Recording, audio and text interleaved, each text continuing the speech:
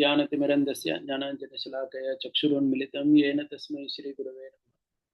श्रीचैतन्यमनोभीष्टं स्थापितं येन भूतले स्वयं रूपकदा मह्यं ददाति स्वपदान्तिकं वन्देऽहं श्रीगुरु श्रीयुतापदकमलं श्रीगुरुन् वैष्णवांश्च श्रीरूपं साग्रजातं सहगणरघुनाथान्वितं तं सजीवं साद्वैतं सावधूतं परिजनसहितं कृष्णचैतन्यदेवं श्रीराधाकृष्णपादान् सहगणललिता श्रीविशाखान्वितांश्च नमो विष्णुपदाय कृष्णपृष्ठाय भूतले श्रीमते भक्तिवेदांत स्वामिनिति नामिने नमस्ते सरस्वती देवे गौरवाणी प्रचारिणे निर्विशेष शून्यवादी पाश्चात्य देशतारिणे वाञ्छाकल्पतरुभ्यश्च कृपा सिन्धुभ्येव च पतितानां पावनेभ्यो वैष्णवेभ्यो नमो नमः।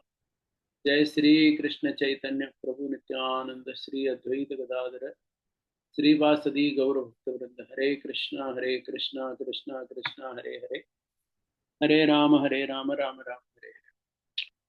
Okay, Hare Krishna. So welcome everyone. This is a new series that we are going to do, where the class will be pretty short. I'll not speak for more than half an hour. And each time we will take some theme based on the Gita and discuss that. Just one theme we will take. Right. So today we are looking at this verse 18.63 from the Bhagavad Gita. I'll just read the verse. Itite jnanamakyatam guhyataram maya Vimrushaitat asheshena itechasi tatakuru. So Krishna is saying here, thus I have explained to you knowledge still more confidential. Deliberate on this fully and then do what you wish to do. Okay. So we're just going to focus on one word over here, which is called Vimrushaitat. Prabhupada has translated that as deliberating. Okay, so let's just focus on this one word called Vimrushad or deliberation. So what is this? Right. So there is something, there is Shravanam, okay, which is hearing, and there is Nididhyasanam, which is application. Okay, so there is Shravanam and there is Nididhyasanam, hearing and applying what you hear. But there is a middle step, which is actually called mananam, which in this verse in the Bhagavad Gita is called as Vimrushad. The same thing. Mananam means doing manthan, which is basically another word for it is deliberation. Okay, so deliberating on what you heard is the middle step. Okay, so what I'm saying is there is hearing and there is application at two extremes, and in the middle there is something called deliberation or mananam. Okay, which is deeply contemplating, deliberating, churning within the mind of what you heard. Okay, so we need to talk about this because at some levels, the most easiest things are the two extremes. Shravanam and application, hearing something, concept, and applying it are most easy in a way because they are, in one sense, they are superficial. By superficial, I mean it's kind of very simply done. There's not much to do in it. You have to hear something and then you apply it. Okay, but if the mananam or deliberation, the middle step is not done, there is chaos.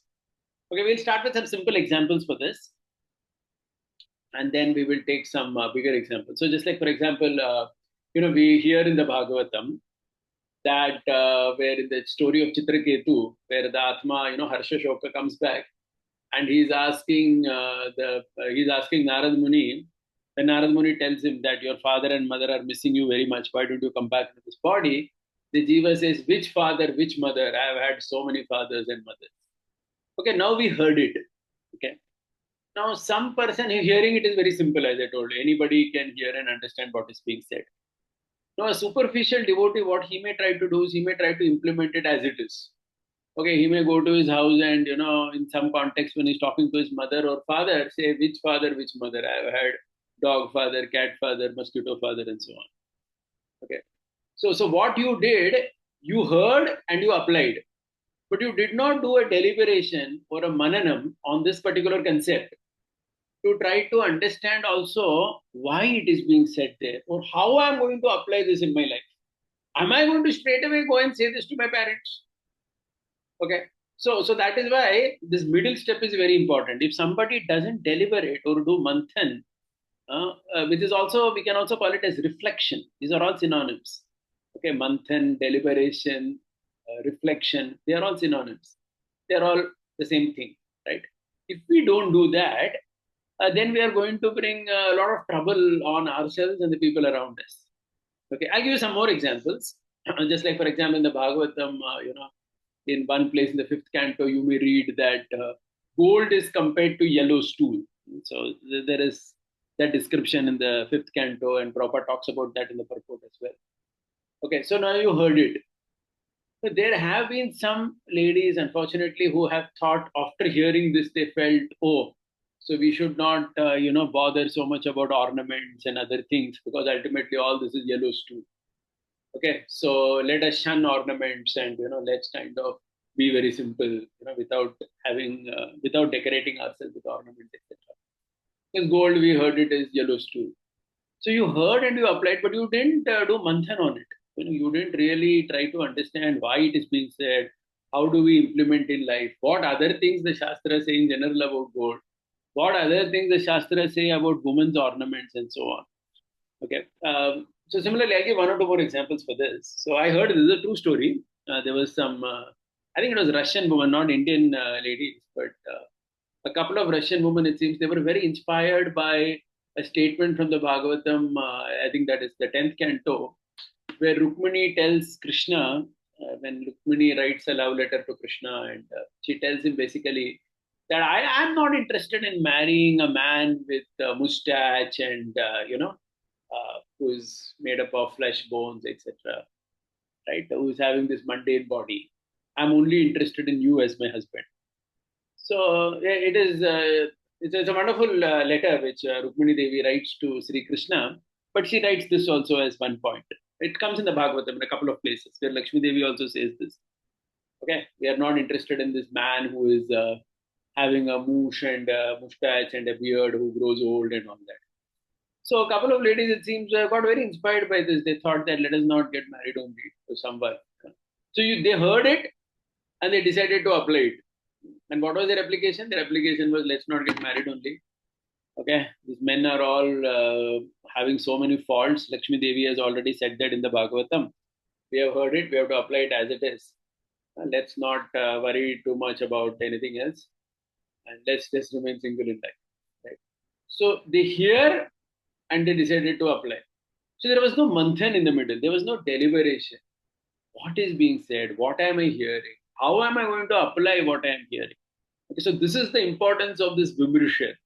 Because if we don't deliberate, we can land up in such situations. I'll give you another example. I came across this personally recently.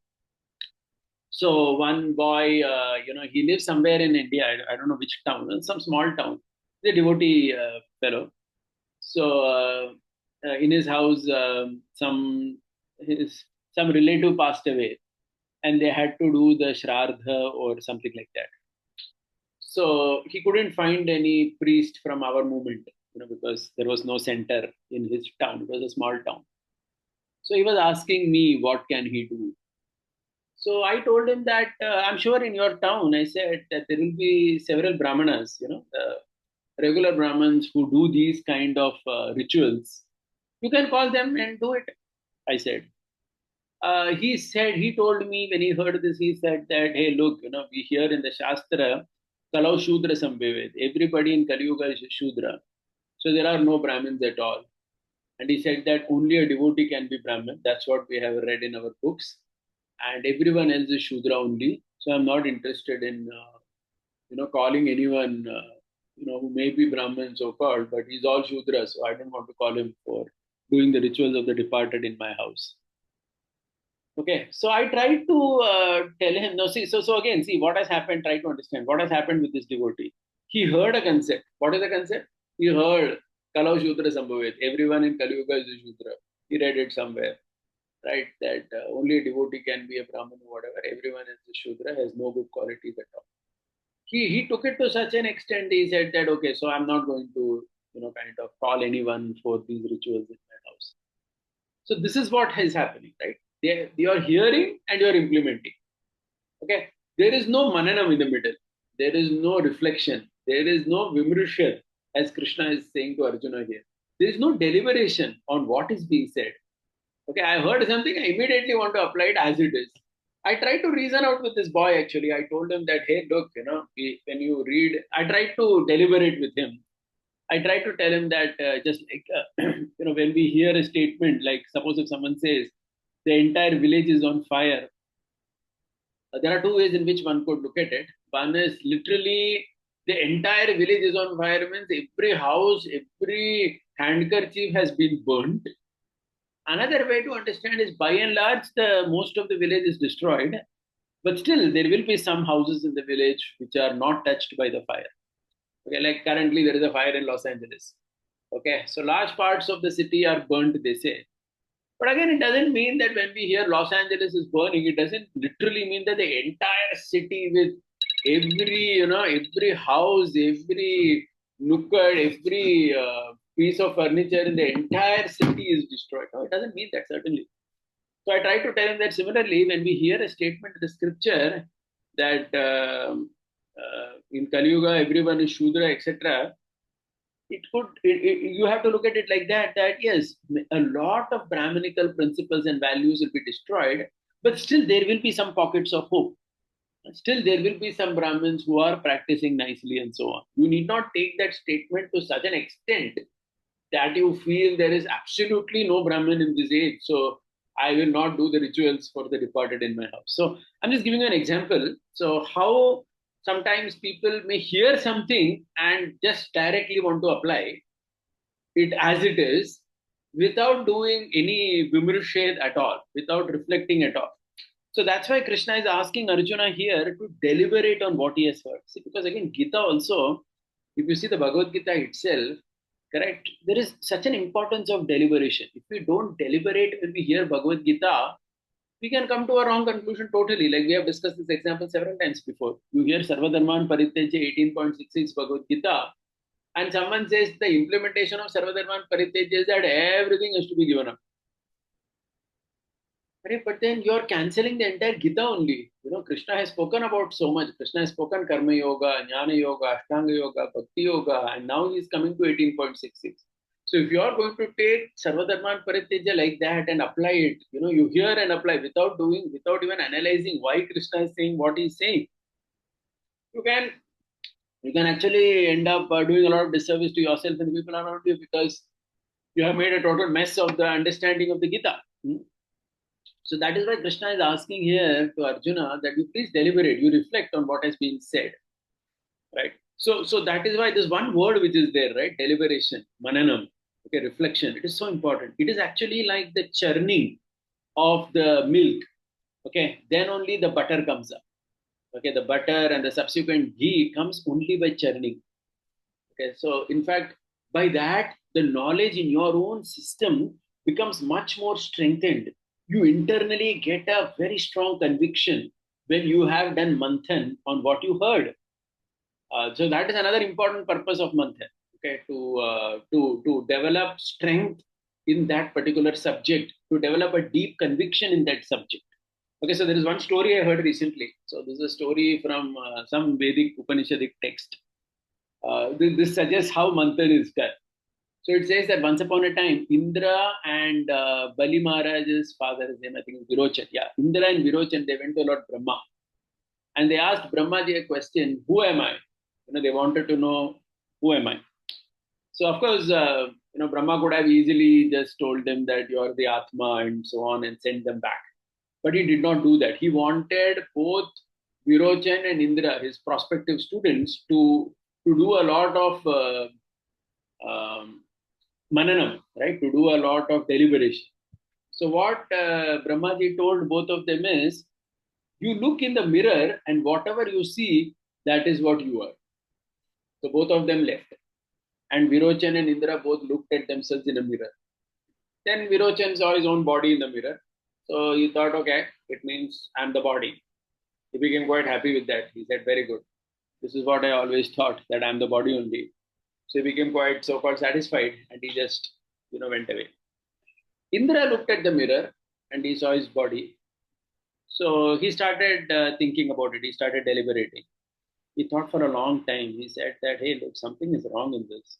How can I be this body? This body gives me so much pain. This body keeps changing. This body will be destroyed. It will not remain forever.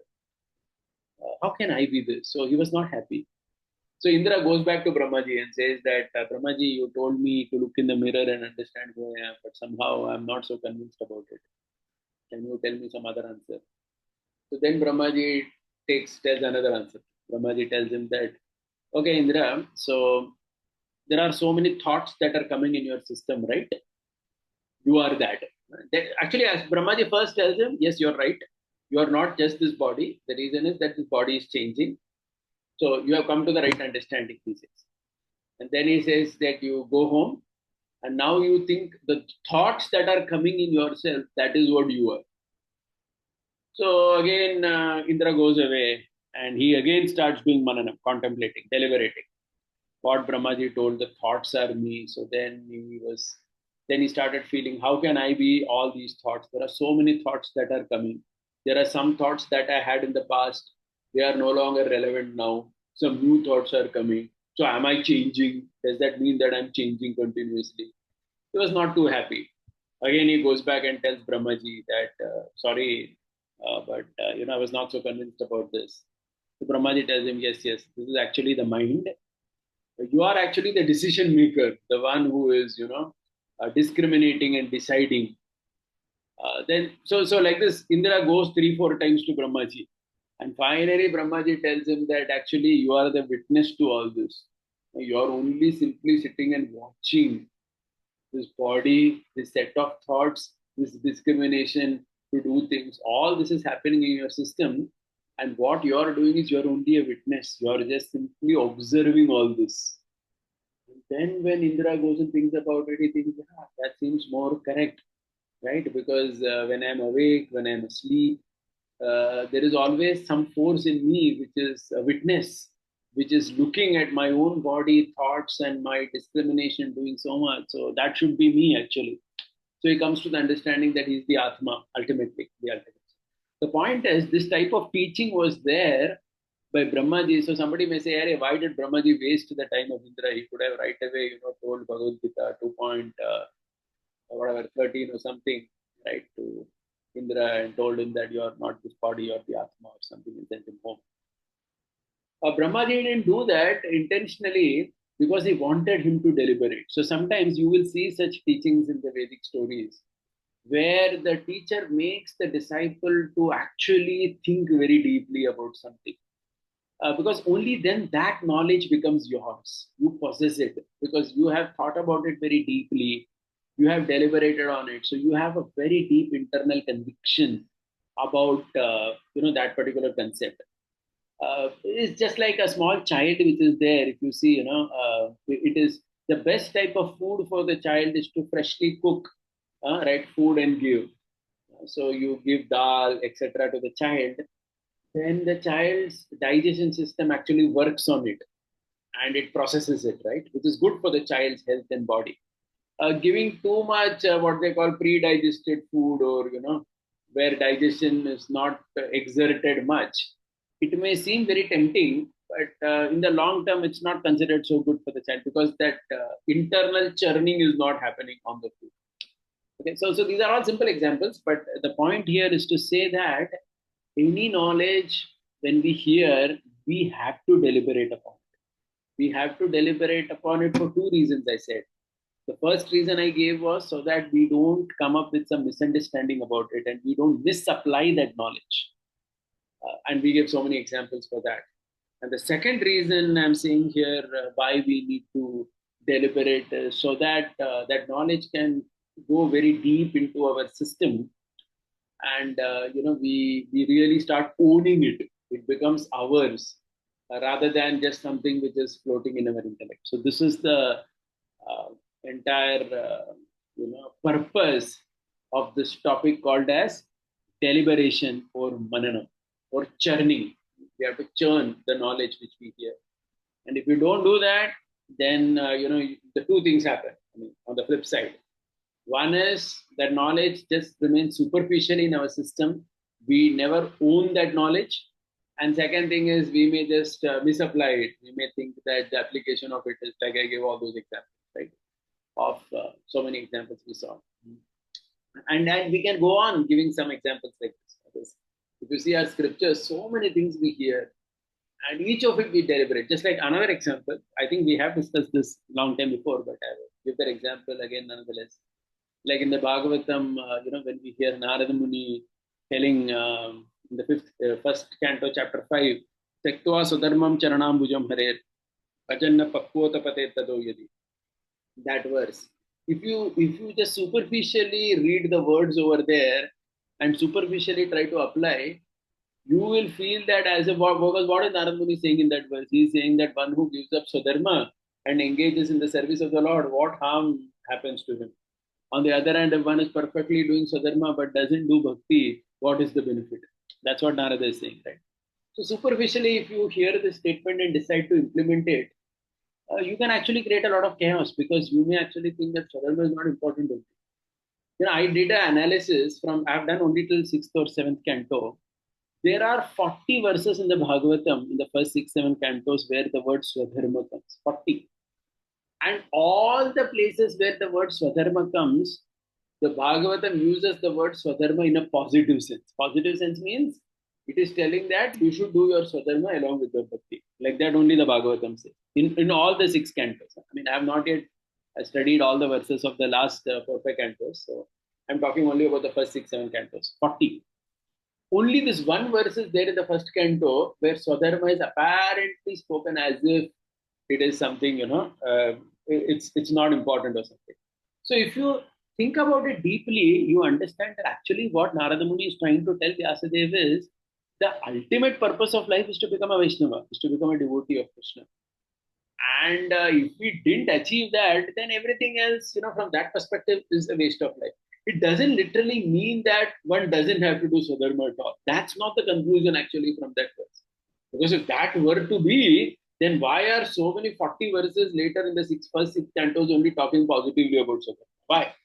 And in fact, if you see our devotee community also, most of us may not even know these verses. If I actually start putting them up, you will understand that. All these verses are there in the Bhagavatam. So there must be spoken of very, very favorably in the Bhagavatam. But generally, when we hear the word Swadharma in Bhagavatam, most devotees would recall only Tattva Swadharmam Bhajana Charanam Bhujam Hare because it tends to be more often quoted. And, people hear that with a particular zeal that, okay, nothing is important and so on. So the thing is, this is what is again happening when you do Shravanam and you try to apply without doing that mananam deliberation. You have not deliberated the whole scripture only, right? Any scripture, we have to hear it totally, whether it is Bhagavad Gita, Srimad Bhagavatam. In a total, complete manner, one should hear that scripture and deliberate upon it.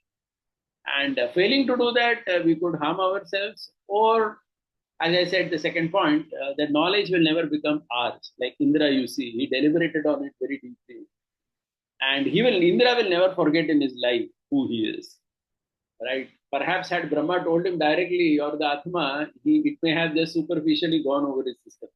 But because Brahmaji made him think about it very deeply, 4 times back and forth, that knowledge got literally imprinted in Indra's system with him. Right, Hare Krishna. Yeah, that's it. So as I said, I want to keep it very short. We're just taking one concept at a time. So today's concept was deliberation or manana. Anybody with any question? Yeah, then raise your hand. Anybody with any question? We have posted some questions. Go ahead. Yeah. Naman, yeah, Naman, you had a question?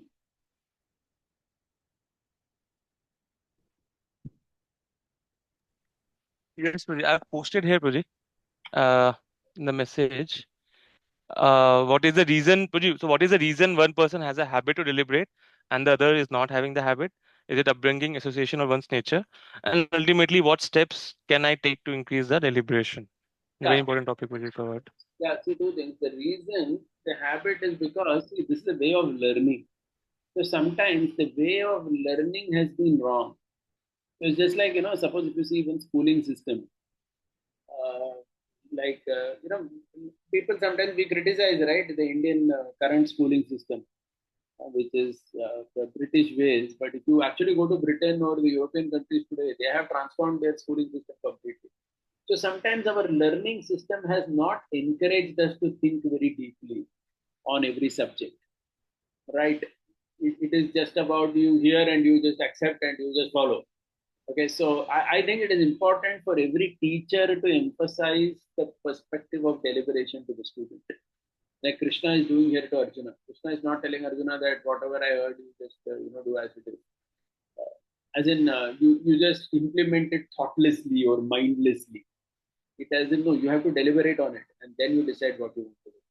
So I think it's the teacher's responsibility to teach in such a way that we encourage manthan or the deliberation in a student. Okay, so if that is done, then everybody would do that.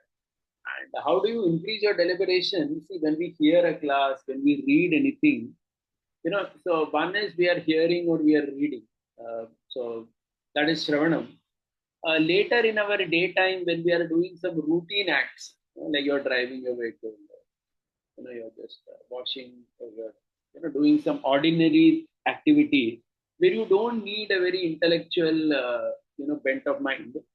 That is the time we should use for deliberating. You should reflect on what you heard in the class or what you read in the book and try to understand why it is being said like this. What other things are said in the scripture? Anything.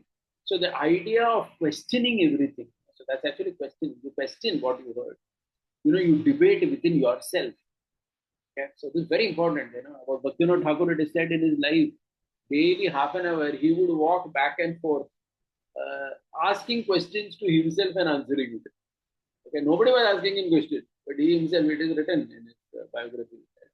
20 minutes to half an hour. He would only raise questions and he would only keep countering it. Right? So he had a dedicated time for it. So deliberation is without a doubt important. So one should consciously try to do that. Okay, thank you, Prajit. Yeah. Anybody else with any question? Raise your hand. Satika Mabu, you had a question? No, Guruji. Thank you.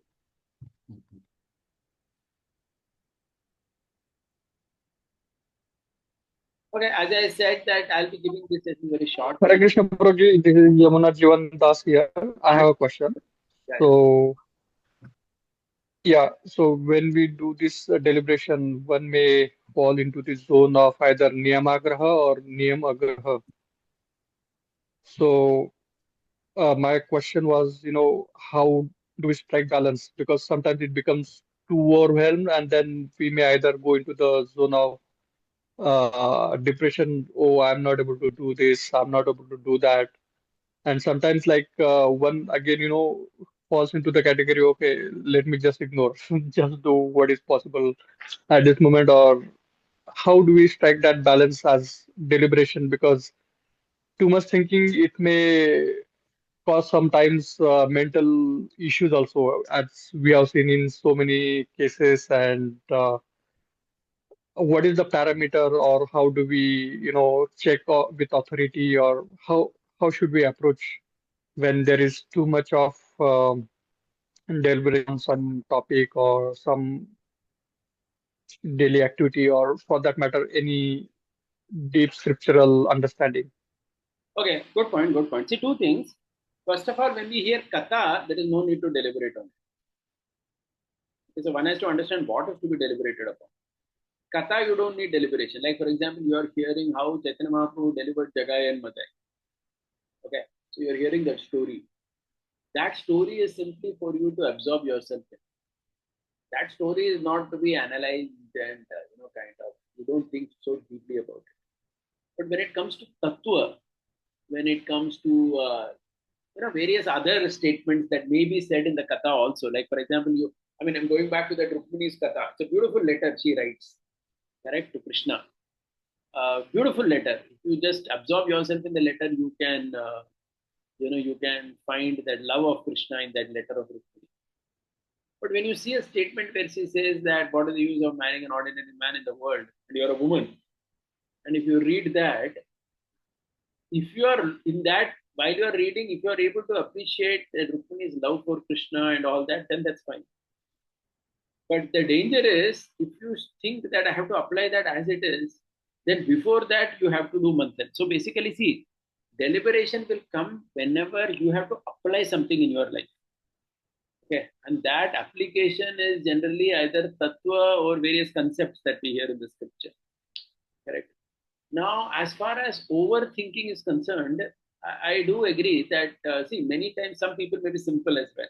They may not want to complicate their system too much by thinking too deeply about each and everything they heard, etc. But if again, but many such people sometimes may not cause harm to themselves also, because they may be just reading their life in a very routine manner. The danger, especially, is the danger is twofold. You know, if you misapply something in life, or you misunderstand something, and then you apply it. I gave so many examples for that. That is one danger. And second thing is, without that deliberation, that knowledge doesn't become our knowledge. I mean, just imagine Bhagavad Gita. This is 700 verses. I'm sure all of us have read Gita so many times. But if you don't think too deeply about why Krishna is saying something, why Krishna has said that like that, right? Then that knowledge of Gita doesn't become ours. The Gita just remains somewhere up there. It doesn't become our own knowledge. That happens only when deliberation. So my point is, see, it is not something that, see, we also may be hearing. I would even go on to say that one may hear little less in terms of quantity, but it is better to be very thoughtful about whatever we hear rather than hearing or reading too much, but without applying it, reflecting on it. You get what I'm saying, right? Because there's no point. Then it's just skimming over the surface. Right? It is just going on the surface. It has not sunk in at all. There's not much use only about that particular thing. Does that make sense? And as far as how to authenticate it, well, one thing is, of course, there are all these acharya commentaries and all where they have also deliberated, but that is their deliberation. That's not our deliberation. That's one thing. And also that is the purpose of satsanga. If you see, when Rupa Goswami says, Dadati Pratigannati Guhyamakyati Prichati, you open your heart. What does it mean to open your heart? Open your heart doesn't mean we open all the garbage that is there in our heart. What it means is certain things we have thought about very deeply. And, we want to just share with a friend or some senior devotee or anybody to kind of confirm that whether the way we are thinking is correct or not. So that is actually Guhyamakyati. So there are ways in which we can ensure that this is done in a very healthy fashion. That's an answer. Yes, Prabhuji. Thank you. Yeah, Rajendra Kumar, Haripam, you had a question? So, Prabhu, you gave example of Bhakti Vinod Thakur, that he would spend minimum half an hour on deliberation. So I think his example, like giving a time limit to the deliberation, is also very important. Like it gives us some guidance, Yeah, like yeah. daily half an hour. Thakur was a very regulated personality. He had a clock and he worked everything like that. Most of us may not be able to do like that. So I'm just suggesting it's not even in terms of time so much, it may be even 5-10 minutes, or it may be done very spontaneously also. And as I said, we do so many routine acts in life, right? Which doesn't require experience. A simple example, we will be walking on the road to buy some vegetables. So, we're walking back and forth 20-25 minutes. So there are so many occasions in our life, in our daily routine, where we are doing simple things, you're shaving, very ordinary activity, which doesn't need like 100% focused, intense mind or something. Where you can keep thinking parallelly about many things that we hear. We should do that. Then only the knowledge is seated. That's the point. Then only the digestion of the knowledge happens. See, the deliberation is to digest that knowledge. Because if the knowledge is not digested, then it doesn't enter our system. It's like food you eat, right? You have to digest it. Then only it goes to all parts of the body. That's the point. Yeah? Okay. Yeah, correct. Okay, any last question we'll take, otherwise we end the day. So I wanted to keep it very short and yeah. There's no question, we can end. Yeah, also, I can change the timing of this. I'll ask later in the group or something if somebody feels that, because it's going to be only half an hour. Various concepts I've been learning over the years, like this from the Gita.